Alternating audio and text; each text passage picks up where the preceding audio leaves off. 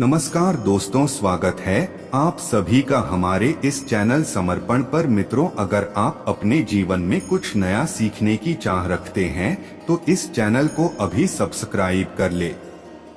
तो दोस्तों, आज की वीडियो बहुत ही खास होने वाली है, इसलिए वीडियो को अंत तक जरूर देखना। प्राचीन समय में सदन नामक कसाई जाति के एक भक्त हुए थे। बचपन से भगवान नाम जप और हरि कीर्तन इन्हें प्रिय था। भगवान का नाम तो इनकी जीभ पर सदा ही नाचता रहता था। यद्यपि ये जाति से कसाई थे, फिर भी इनका हृदय दया से पूर्ण था। जीववध के नाम से ही इनका शरीर कांपने लगता था। आजीविका के लिए और कोई उपाय न होने से दूसरों के यहाँ से मांस लाकर बेचा करते थे, स्वयं अपने हाथ से पशुवध नहीं करते थे। इस काम में भी इनका मन लगता नहीं था, पर मन मारकर जाति व्यवसाय होने से करते थे। सदा नाम जप, भगवान के गुणगान और लीलामय पुरुषोत्तम के चिंतन में लगे रहते थे। सदन का मन श्री हरि के चरणों में रम गया था। रात दिन वे केवल हरिहरि करते रहते थे। भगवान अपने भक्त से दूर नहीं रहा करते। भक्त को जैसे उनके बिना चैन नहीं, वैसे ही उन्हें भी भक्त के बिना चैन नहीं। सदन के घर में भगवान शालग्राम रूप में विराजमान थे। सदन को इसका पता नहीं था। वे तो शालग्राम को पत्थर का एक बाट समझते थे और उनसे मांस तौला करते थे। एक साधु का स्वप्न। एक दिन एक साधु सदन की दुकान के सामने से जा रहे थे। दृष्टि पड़ते ही वे शालग्राम जी को पहचान गए। मांस विक्रेता कसाई के यहाँ अपवित्र स्थल में शालग्राम जी को देखकर साधु को बड़ा क्लेश हुआ। सदन से मांगकर वे शालग्राम को ले गए।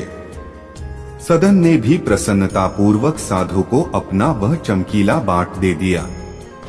साधु बाबा कुटिया पर पहुँचे। उन्होंने विधिपूर्वक शालग्राम जी की पूजा की, परंतु भगवान को न तो पदार्थों की अपेक्षा है न मंत्र या विधि की। वे तो प्रेम के भूखे हैं, प्रेम से रीझते हैं। रात में उन साधु को स्वप्न में भगवान ने कहा, तुम मुझे यहाँ क्यों ले आए? मुझे तो अपने भक्त सदन के घर में ही बड़ा सुख मिलता था। जब वह मांस तौलने के लिए मुझे उठाता था, तब उसके शीतल स्पर्श से मुझे अत्यंत आनंद मिलता था। जब वह ग्राहकों से बातें करता था, तब मुझे उसके शब्द बड़े मधुर स्तोत्र जान पड़ते थे। जब वह मेरा नाम लेकर कीर्तन करता, नाचने लगता था, तब आनंद के मारे मेरा रोम रोम पुलकित हो जाता था। तुम मुझे वहीं पहुंचा दो। मुझे सदन के बिना एक क्षण कल नहीं पड़ती। साधु महाराज जगे। उन्होंने शालग्राम जी को उठाया और सदन के घर जाकर उसे दे आए। साथ ही उसको भगवत कृपा का महत्व भी बता आए। सदन को जब पता लगा कि उनका यह बटखरा तो भगवान शालग्राम हैं, तब उन्हें बड़ा पश्चाताप हुआ। वे मन ही मन कहने लगे, देखो मैं कितना बड़ा पापी हूँ।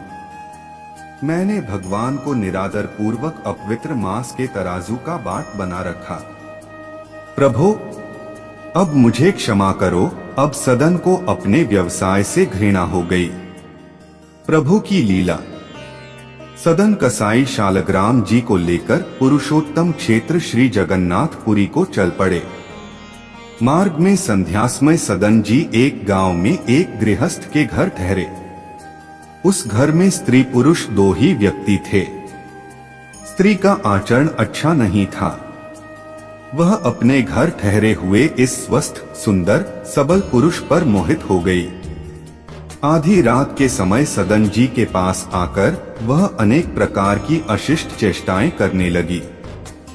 सदन जी तो भगवान के परम भक्त थे। उन पर काम की कोई चेष्टा सफल न हुई। वे उठकर हाथ जोड़कर बोले, तुम मेरी माता हो।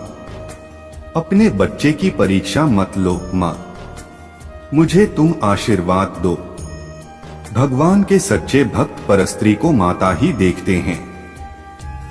स्त्री का मोहक रूप उनको भ्रम में नहीं डालता।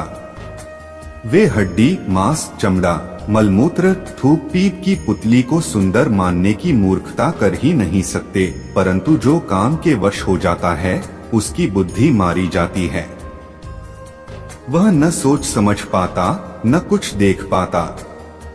वह निर्लज्ज और निर्दय हो जाता है। उस कामातुरा स्त्री ने समझा कि मेरे पति के भय से ही यह मेरी बात नहीं मानता। वह गई और तलवार लेकर सोते हुए अपने पति का सिर उसने काट दिया। कामांध कौन सा पाप नहीं कर सकता। अब वह कहने लगी, प्यारे, अब डरो मत, मैंने अपने खूसट पति का सिर काट डाला है। हमारे सुख का कंटक दूर हो गया। अब तुम मुझे स्वीकार करो। सदन भय से कांप उठे। स्त्री ने अनुनय विनय करके जब देख लिया कि उसकी प्रार्थना स्वीकार नहीं हो सकती, तब द्वार पर आकर छाती पीट पीट कर रोने लगी। लोग उसका रुदन सुनकर एकत्र हो गए। उसने कहा, इस यात्री ने मेरे पति को मार डाला है और यह मेरे साथ बलात्कार करना चाहता था। लोगों ने सदन को खूब भला बुरा कहा, कुछ ने मारा भी, पर सदन ने कोई सफाई नहीं दी। मामला न्यायाधीश के पास गया। सदन तो अपने प्रभु की लीला देखते हुए अंत तक चुप ही बने रहे। अपराध सिद्ध हो गया। न्यायाधीश की आज्ञा से उनके दोनों हाथ काट लिए गए। पुजारी को भगवान का आदेश। सदन के हाथ कट गए, रुधिर की धारा चलने लगी। उन्होंने इसे अपने प्रभु की कृपा ही माना। उनके मन में भगवान के प्रति तनिक भी रोष नहीं आया। भगवान के सच्चे भक्त इस प्रकार निरपराध कष्ट पाने पर भी अपने स्वामी की दया ही मानते हैं। भगवान नाम का कीर्तन करते हुए सदन जगन्नाथपुरी चल पड़े। उधर पुरी में प्रभु ने पुजारी को स्वप्न में आदेश दिया, मेरा भक्त सदन मेरे पास आ रहा है। उसके हाथ कट गए हैं। पालकी लेकर जाओ और उसे आदर पूर्वक ले आओ। पुजारी पालकी लिवा कर गए और आग्रह पूर्वक सदन को उसमें बैठा कर ले आए। चमत्कारिक प्रसंग। सदन ने जैसे ही श्री जगन्नाथ जी को दंडवत करके कीर्तन के लिए भुजाएं उठाई, उनके दोनों हाथ पूर्ववत ठीक हो गए। प्रभु की कृपा से हाथ ठीक तो हुए, पर मन में शंका बनी ही रही कि वे क्यों काटे गए। भगवान के राज्य में कोई निरपराध तो दंड पाता नहीं।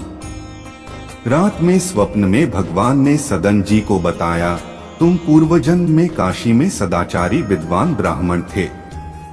एक दिन एक गाय कसाई के घेरे से भागी जाती थी। उसने तुम्हें पुकारा।